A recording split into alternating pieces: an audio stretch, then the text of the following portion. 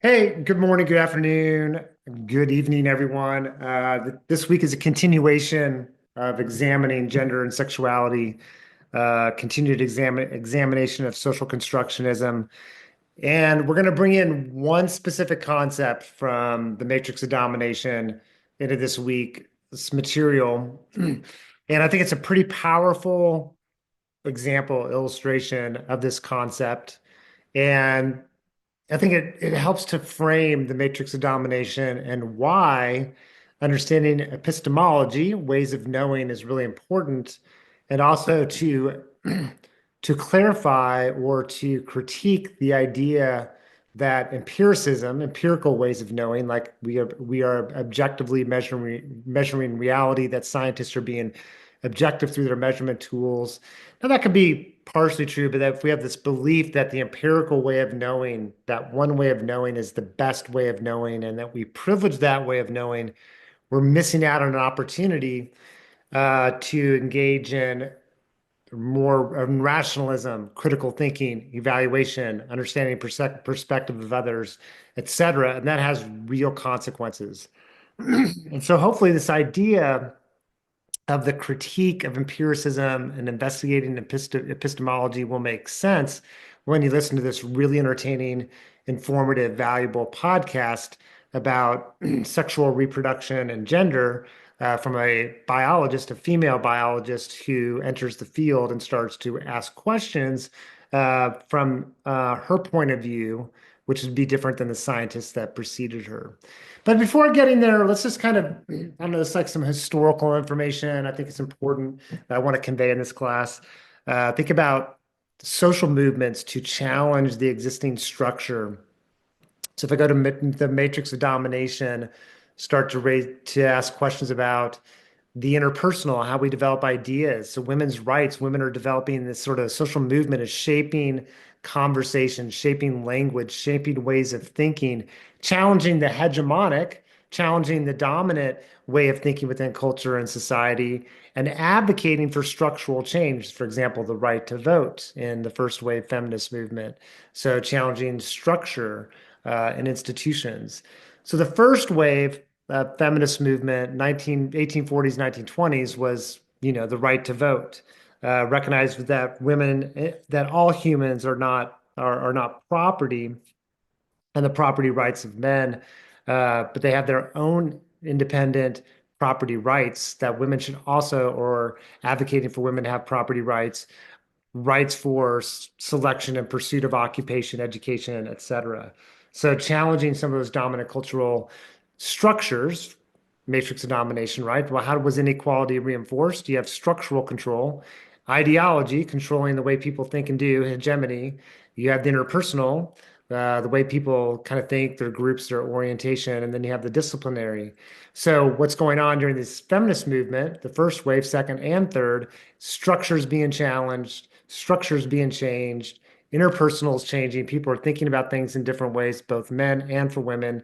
And then we have the hegemonic, the dominant cultural narrative and story is being challenged and being reworked.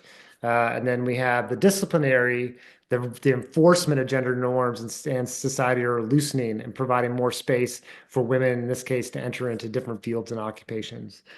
All right, so then we move into the second wave feminist movement. Betty Friedan, one who wrote The Feminine Mystique in that time period of 1963. Sheer Height, a fascinating, interesting read, looking at sexuality from a female perspective. She was a strong feminist voice and looking at, usually before the 1970s, ideas of sexuality and human sexuality written by predominantly males. Alfred Kinsey, really well known for human behavior, understanding human sexual behavior, the sexual behavior of males and females. Masters and Johnson would have been a male and female team. And I think, Sheer High would argue that even though it was a male-female team, the female had a perspective to offer. Her perspective was not critical of thinking about patriarchal or dominant cultural ways of thinking about sexuality. So Sheer Height provided this report challenging these dominant ways of thinking, challenging the hegemony in that time period. Second wave feminist movement was very restrictive. It was restrictive, pretty much geared up towards the white middle class, suburbia. That was the kind of the seemed to be the focus. Sheer Heights kind of starting to move it in a different direction a little bit. But Betty Friedan, for sure, the problem that has no name was kind of like a white middle class phenomenon.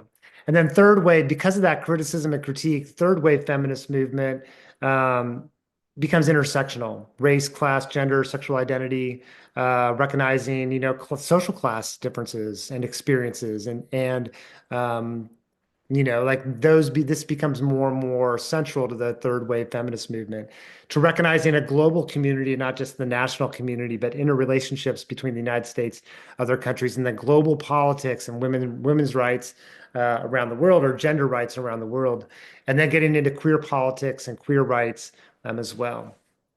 We have this notion of we call essentialism or determinism, that this idea that males are this way biologically, it's essentially biologically essential. This is who males are. Males are just naturally more aggressive. This sort of notion, which is it's false, it's incomplete, it's distorted, and it's like, why is that being told that males are naturally more aggressive?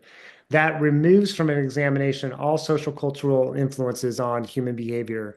And these ideas start to reinforce particular ideas about gender and power. So a different question came up like years ago about why are there not more females in science, technology, engineering, and math, STEM areas? Former Harvard president, who was a former labor secretary, I believe, during the President Clinton administration. He's an economist. When asked the question at a conference about women's represented in science, he made a comment that it's about innate differences, biological differences in mathematical ability. And he said that there's clear evidence, relatively clear evidence, that whatever the difference in means, so which can be debated, there's a difference in the standard deviation in the variability of male and female in the population in terms of mathematical performance.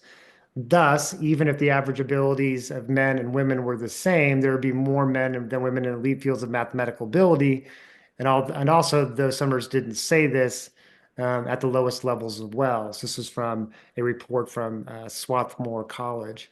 So Summers got into I don't know, there's a lot of backlash in response to Summers, because he's saying, okay, the reason why we don't see more women is because of these innate biological differences.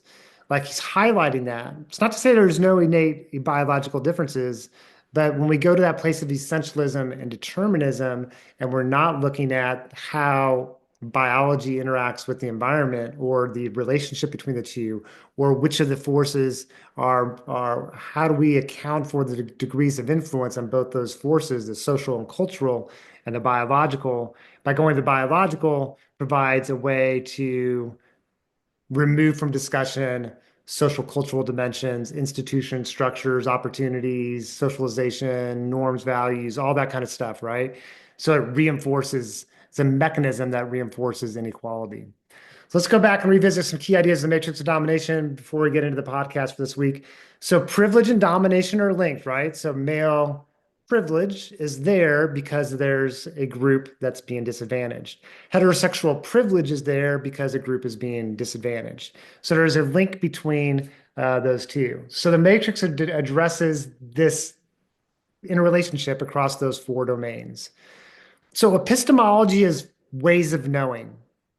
So it's like epistemology, think about social construction of reality, fits into that particular spot. So it's questioning and thinking about, how do we understand the world? How do we assign meaning to the world?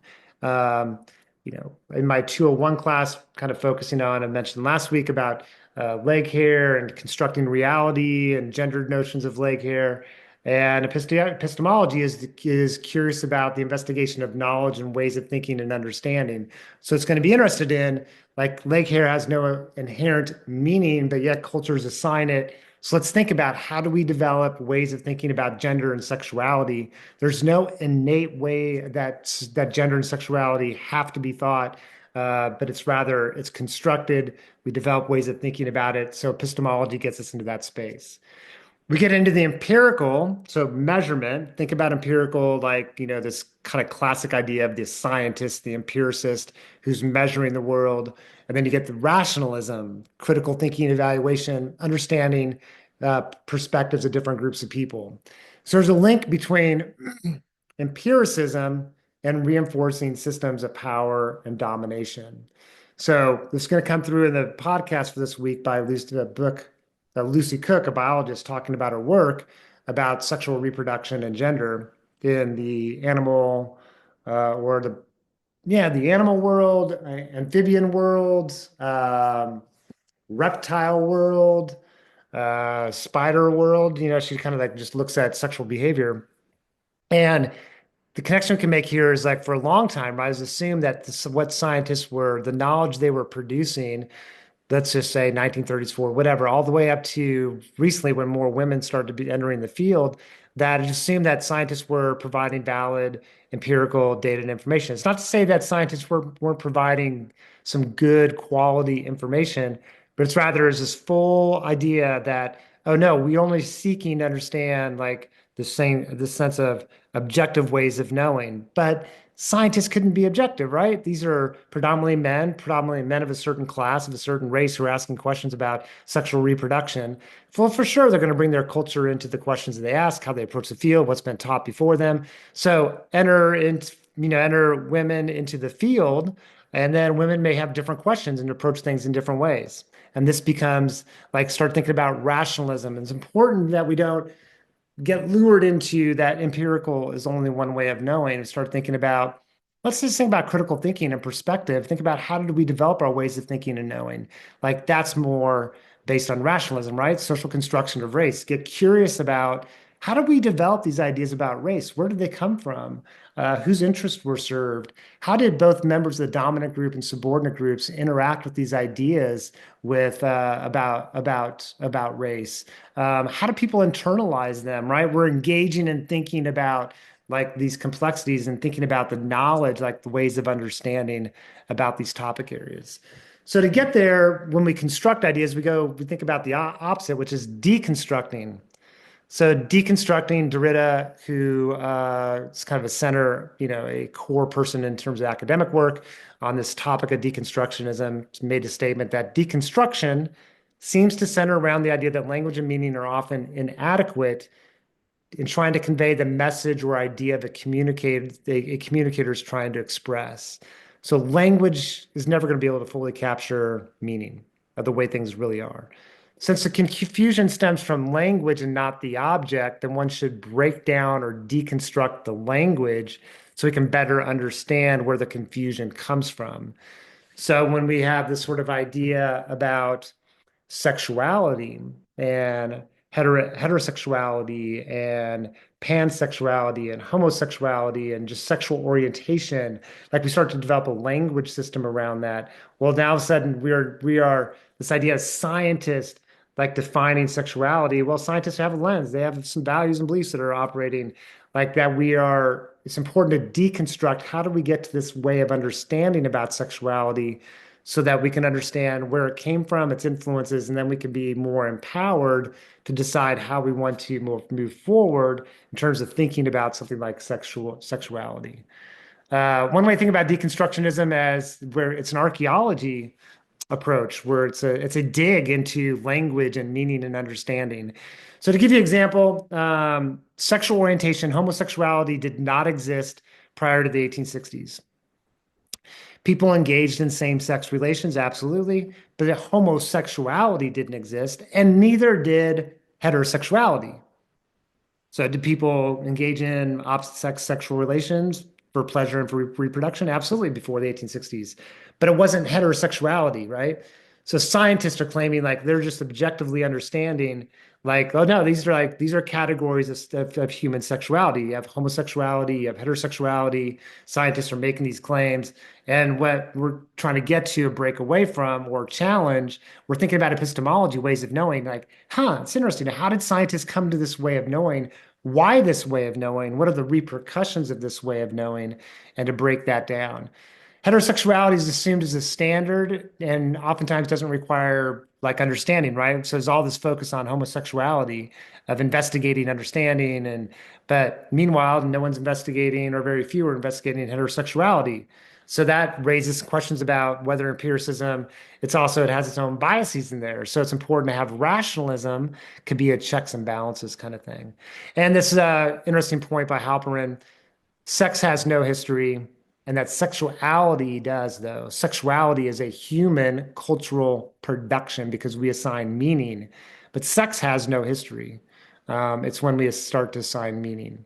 So the content, the book called Bitch on the Nature of the Female Species. I think you'll enjoy the podcast. She's really entertaining, fun, and educational. Science provides empirical understandings. Some scientific investigations are much more valid and objective than others. But no one has capital T truth. And it's important that we develop a more critical thinking model of not putting science under the rug or, putting it away. Science has its place within the world, but that's one way of knowing and understanding. And let's investigate things in different ways as well. So this belief that science promotes objectivity, but if there's biases that within that, it's going to be probably going to be reproducing inequalities in certain ways of understanding that are limiting to the human experience. So Cook is deconstructing. She's engaged in epistemological work. How do we know what we know, and why did we develop this sort of system of knowledge? So this podcast illustrates the importance of rationalism and the limits of empiricism. All right. Have a great day. Have a great week, and catch you next time.